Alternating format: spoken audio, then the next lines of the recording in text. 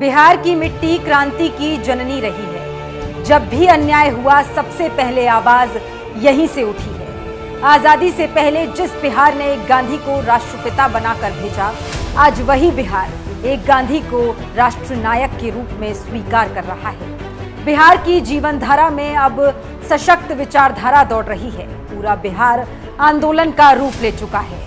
Vote छोड़, vote छोड़, vote छोड़। राहुल गांधी की वोटर अधिकार यात्रा महज स्वीकारोक्ति की नहीं है, विद्रोह की है। विद्रोह हक के लिए, अधिकार के लिए, वो अधिकार जिसे बाबा साहेब अंबेडकर ने दिया तो नेहरू जी ने संवारा। वो अधिकार जिससे समाज के आखिरी पायदान पर खड़े लोग भी तनकर खड़े हो जाते हैं। ये लड़ाई वोट चोरी के खिलाफ है।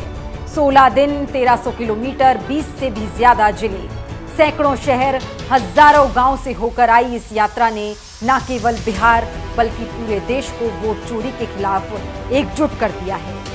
बिहार से क्रांति शुरू होती है और आपने दिखाया कि बिहार से ही क्रांति, वोट अधिकार यात्रा शुरू हुई और पूरे देश में फैलने जा रही है।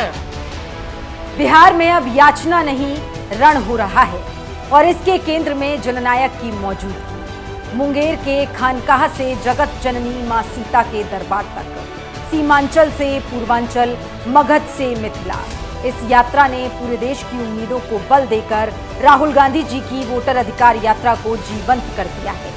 ये उनकी उपलब्धि नहीं है, देश के लोगों का भरोसा है। उनको देखने के लिए, छूने के लिए सुबह से शाम तक सड़कों के किनारे खड़े लोगों से पूछिए, उनका संकल्प गवाही देगा।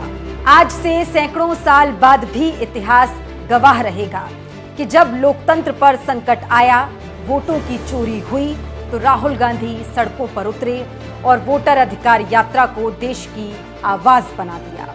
आजादी से पहले एक गांधी बिहार आया था और आजादी के बाद भी एक गांधी बिहार आया है, जिसने भारत के संविधान की हिफाजत की, देश को सन्मार्ग दिया, लोकतंत्र को नई जान दी।